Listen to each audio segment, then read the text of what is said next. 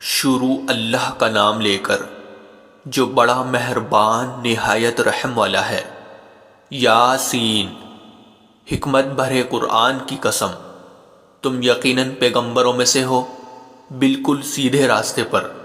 یہ قرآن اس ذات کی طرف سے اتارا جا رہا ہے جس کا اقتدار بھی کامل ہے، جس کی رحمت بھی کامل، تاکہ تم ان لوگوں کو خبردار کرو جن کے باپ داداؤں کو پہلے خبردار نہیں کیا گیا تھا، اس لیے وہ غفلت میں پڑے ہوئے ہیں۔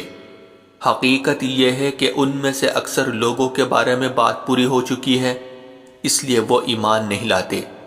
ہم نے ان کے گلوں میں توق ڈال رکھے ہیں جو ٹھوڑیوں تک پہنچے ہوئے ہیں، اور اس وجہ سے ان کے سر اوپر کو اٹھے رہ گئے ہیں، اور ہم نے ایک آڑ ان کے آگے کھڑی کر دی ہے اور ایک آڑ ان کے پیچھے کھڑی کر دی ہے، اور اس طرح انہیں ہر طرف سے ڈھانک لیا ہے، جس کے نتیجے میں انہیں کچھ سجائی نہیں دیتا۔ اور ان کے لیے دونوں باتیں برابر ہے، چاہے تم انہیں خبردار کرو یا خبردار نہ کرو، وہ ایمان نہیں لائے گے۔ تم تو صرف ایسے شخص کو خبردار کر سکتے ہو جو نصیحت پر چلے اور خدا رحمان کو دیکھے بغیر اس سے ڈرے۔ چنانچہ ایسے شخص کو تم مغفرت اور باعزت اجر کی خوشخبری سنا دو۔ یقیناً ہم ہی مردوں کو زندہ کریں گے، اور جو کچھ عمل انہوں نے آگے بھیجے ہیں ہم ان کو بھی لکھتے جاتے ہیں، اور ان کے کاموں کے جو اثرات ہیں ان کو بھی، اور ہم نے ایک واضح کتاب میں ہر چیز کا پورا احاطہ کر رکھا ہے۔ اور اے پیغمبر، تم ان کے سامنے ایک بستی والوں کی مثال پیش کرو جب ان کے پاس رسول آئے تھے۔ جب ہم نے ان کے پاس شروع میں 2 رسول بھیجے تو انہوں نے دونوں کو جھٹلا دیا، پھر ہم نے ایک تیسرے کے ذریعے ان کی تائید کی، اور ان سب نے کہا کہ یقیناً جانو ہمیں تمہارے پاس رسول بنا کر بھیجا گیا ہے۔ انہوں نے کہا تمہاری حقیقت اس کے سوا کچھ بھی نہیں ہے کہ تم ہم جیسے ہی آدمی ہو، اور خدا رحمان نے کوئی چیز نازل نہیں کی ہے، اور تم سراسر جھوٹ بول رہے ہو۔ ان رسولوں نے کہا ہمارا پروردگار خوب جانتا ہے کہ ہمیں واقعی تمہارے پاس رسول بنا کر بھیجا گیا ہے، اور ہماری ذمہ داری اس سے زیادہ نہیں ہے کہ صاف صاف پیغام پہنچا دے۔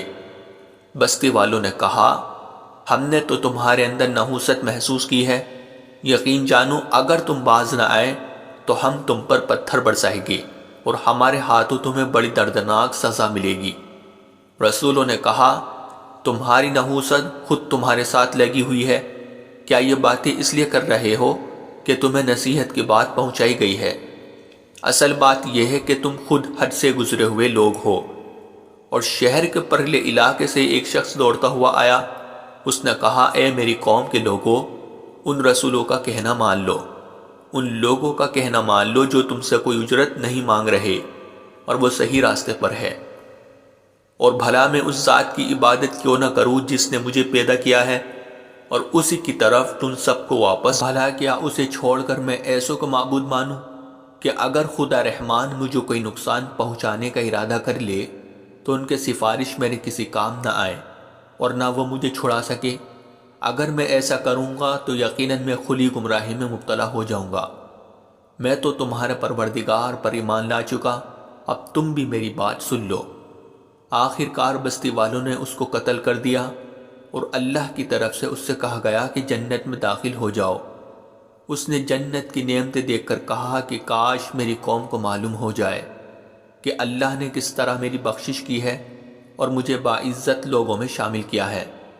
اور اس شخص کے بعد ہم نے اس کی قوم پر آسمان سے کوئی لشکر نہیں اتارا، اور نہ ہمیں اتارنے کی ضرورت تھی، وہ تو بس ایک ہی چنگھاڑ تھی جس سے وہ ایک دم بجھ کر رہ گئے۔ افسوس ہے ایسے بندوں کے حال پر، ان کے پاس کوئی رسول ایسا نہیں آیا جس کا وہ مذاق نہ اڑاتے رہے ہو۔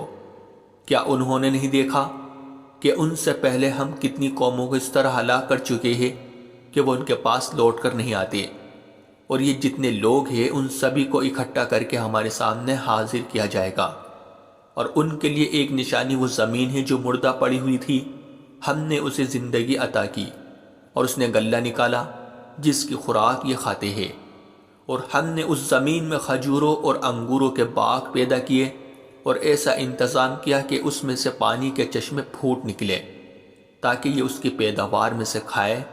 حالانکہ اس کو ان کے ہاتھوں نے نہیں بنایا تھا، کیا پھر بھی یہ شکر نہیں کرے گے؟ پاک ہے وہ ذات جس نے ہر چیز کے جوڑے جوڑے پیدا کیے ہیں، اس پیداوار کے بھی جو زمین اگاتی ہے اور خود انسانوں کے بھی، اور ان چیزوں کے بھی جنہیں یہ لوگ ابھی جانتے تک نہیں ہیں۔ اور ان کے لیے ایک اور نشانی رات ہے، ہم اس پر سے دن کا چھلکا اتار لیتے ہیں تو وہ یکایک اندھیرے میں رہ جاتے ہیں، اور سورج اپنے ٹھکانے کی طرف چلا جا رہا ہے۔ یہ سب اس ذات کا مقرر کیا ہوا نظام ہے جس کا اقتدار بھی کامل ہے، جس کا علم بھی کامل۔ اور چاند ہے کہ ہم نے اس کی منزل ناپ تول کر مقرر کر دی ہے، یہاں تک کہ وہ جب ان منزلوں کے دورے سے لوٹ کر آتا ہے تو کھجور کی پرانی ٹہنی کی طرح پتلا ہو کر رہ جاتا ہے۔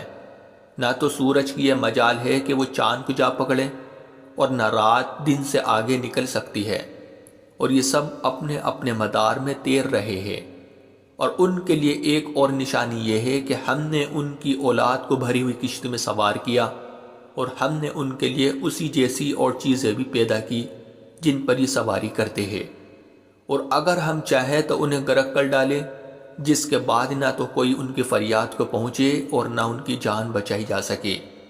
لیکن یہ سب ہماری طرف سے ایک رحمت ہے، اور ایک معین وقت تک زندگی کا مزہ اٹھانے کا موقع ہے جو انہیں دیا جا رہا ہے۔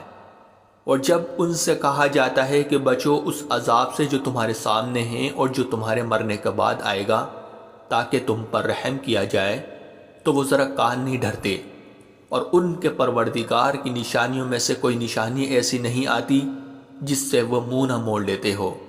اور جب ان سے کہا جاتا ہے کہ اللہ نے تمہیں جو رزق دیا ہے اس میں سے غریبوں پر بھی خرچ کرو، تو یہ کافی لوگ مسلمانوں سے کہتے ہیں کہ کیا ہم ان لوگوں کو کھانا کھلائے جنہیں اگر اللہ چاہتا تو خود کھلا دیتا۔ مسلمانوں، تمہاری حقیقت اس کے سوا کچھ بھی نہیں کہ تم کھلی گمراہی میں پڑے ہوئے ہو۔ اور کہتے ہیں کہ یہ قیامت کا وعدہ کب پورا ہوگا؟ مسلمانوں بتاؤ اگر تم سچے ہو۔ دراصل یہ لوگ بس ایک چنگھاڑ کا انتظار کر رہے ہیں جو ان کی اجت بازی کے عین درمیان انہیں آ پکڑے گی، پھر نہ یہ کوئی وصیت کر سکے گی اور نہ اپنے گھر والوں کے پاس لوٹ کر جا سکے گی۔ اور سور پھونکا جائے گا تو یکا یک یہ اپنی قبروں سے نکل کر اپنے پروردگار کی طرف تیزی سے روانہ ہو جائے گے۔ کہے گے کہ ہے ہماری کم بختی، ہمیں کس نے ہمارے مرکز سے اٹھا کھڑا کیا ہے؟ جواب ملے گا کہ یہ وہی چیز ہے جس کا خدا رحمان نے وعدہ کیا تھا اور پیغمبروں نے سچی بات کہی تھی، اور کچھ نہیں، بس ایک زور کی آواز ہوگی جس کے بعد یہ سب کے سب ہمارے سامنے حاضر کر دیے جائیں گے۔ چنانچہ اس دن کسی شخص پر کوئی ظلم نہیں ہوگا، اور تمہیں کسی اور چیز کا نہیں بلکہ انہی کاموں کا بدلہ ملے گا جو تم کیا کرتے تھے۔ جنت والے لوگ اس دن یقیناً اپنے مشغلے میں مگن ہوگے، اور وہ ان کی بیویاں گھنے سایوں میں آرام دانشتوں پر ٹیک لگائے ہوئے ہوگے۔ وہاں ان کے لیے میوے ہوگے اور انہیں ہر وہ چیز ملے گی جو وہ منگوائے گے۔ رحمت والے پروردگار کی طرف سے انہیں سلام کہا جائے گا، اور کافروں سے کہا جائے گا کہ اے مجرموں، آج تم مومنوں سے الگ ہو جاؤ۔ اے آدم کے بیٹو، کیا میں نے تمہیں تاکید نہیں کر دی تھی کہ تم شیطان کی عبادت نہ کرنا؟ وہ تمہارا کھلا دشمن ہے، اور یہ کہ تم میری عبادت کرنا، یہی سیدھا راستہ ہے۔ اور حقیقت یہ ہے کہ شیطان نے تم میں سے ایک بڑی خلقت کو گمراہ کر ڈالا، تو کیا تم سمجھتے نہیں تھے؟ یہ ہے وہ جہنم جس سے تمہیں ڈرایا جاتا تھا، آج اس میں داخل ہو جاؤ کیونکہ تم کفر کیا کرتے تھے۔ آج کے دن ہم ان کے منہ پر مہر لگا دیں گے، اور ان کے ہاتھ ہم سے بات کریں گے، اور ان کے پاؤں گواہی دیں گے کہ وہ کیا کمائی کیا کرتے تھے۔ اور اگر ہم چاہیں تو یہیں دنیا میں ان کی آنکھیں مل یا میٹ کر دے، پھر یہ راستے کی تلاش میں بھاگے پھرے، لیکن انہیں کہاں کچھ سجائی دے گا۔ اور اگر ہم چاہیں تو ان کی اپنی جگہ پر بیٹھے بیٹھے ان کی صورتیں اس طرح مسخ کر دے کہ یہ نہ آگے بڑھ سکے۔ اور ہم جس شخص کو لمبی عمر دیتے ہیں اسے تخلیقی اعتبار سے الٹ ہی دیتے ہیں، کیا پھر بھی انہیں عقل نہیں آتی؟ اور ہم نے اپنے ان پیغمبروں کو نہ شاعری سکھائی ہے اور نہ وہ ان کے شایان شان ہیں۔ یہ تو بس ایک نصیحت کی بات ہے، اور ایسا قرآن جو حقیقت کو کھول کھول کر بیان کرتا ہے تاکہ ہر اس شخص کو خبردار کرے جو زندہ ہو، اور تاکہ کفر کرنے والوں پر حجت پوری ہو جائے۔ اور کیا انہوں نے یہ نہیں دیکھا کہ ہم نے اپنے ہاتھوں کی بنائی ہوئی چیزوں میں سے ان کے لیے موشی پیدا کیے اور یہ ان کے مالک بنے ہوئے ہیں، اور ہم نے ان موشیوں کو ان کے قابو میں دے دیا ہے، چنانچہ ان میں سے کچھ وہ ہیں جو ان کی سواری بنے ہوئے ہیں اور کچھ وہ ہیں جنہیں یہ کھاتے ہیں۔ نیز ان کو ان موشیوں سے اور بھی فائدہ حاصل ہوتے ہیں اور پینے کی چیزیں ملتی ہیں، کیا پھر بھی یہ شکر نہیں بجا لائے گے؟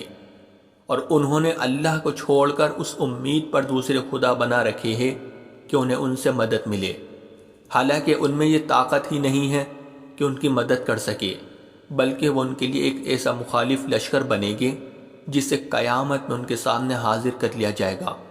غرض اے پیغمبر ان کی باتیں تمہیں رنجیدہ نہ کرے، یقین جانو ہمیں سب معلوم ہے کہ کیا کچھ چھپاتے اور کیا کچھ ظاہر کرتے ہیں۔ اور کیا انسان نے یہ نہیں دیکھا کہ ہم نے اسے نطفے سے پیدا کیا تھا، پھر اچانک وہ خلم کھلا جھگڑا کرنے والا بن گیا۔ ہمارے بارے میں تو وہ باتیں بناتا ہے اور خود اپنی پیدائش کو بھلا بیٹھا ہے، کہتا ہے کہ ان ہڈیوں کو کون زندگی دے گا جبکہ وہ گل چکی ہوگی۔ کہہ دو کہ ان کو وہی زندگی دے گا جس نے انہیں پہلی بار پیدا کیا تھا، اور وہ پیدا کرنے کا ہر کام جانتا ہے۔ وہی ہے جس نے تمہارے لیے سرسبز درخت سے آگ پیدا کر دی ہے، پھر تم ذرا سی دیر میں اس سے سلگانے کا کام لیتے ہو۔ بھلا جس ذات نے آسمانوں اور زمین کو پیدا کیا ہے، کیا وہ اس بات پر قادر نہیں ہے کہ ان جیسوں کو دوبارہ پیدا کر سکے؟ کیوں نہیں، جبکہ وہ سب کچھ پیدا کرنے کی پوری مہارت رکھتا ہے۔ اس کا معاملہ تو یہ ہے کہ جب وہ کسی چیز کا ارادہ کر لے تو صرف اتنا کہتا ہے کہ ہو جا، بس وہ ہو جاتی ہے۔ غرض پاک ہے وہ ذات جس کے ہاتھ میں ہر چیز کی حکومت ہے، اور اسی کی طرف تم سب کو آخر کار لے جایا جائے گا۔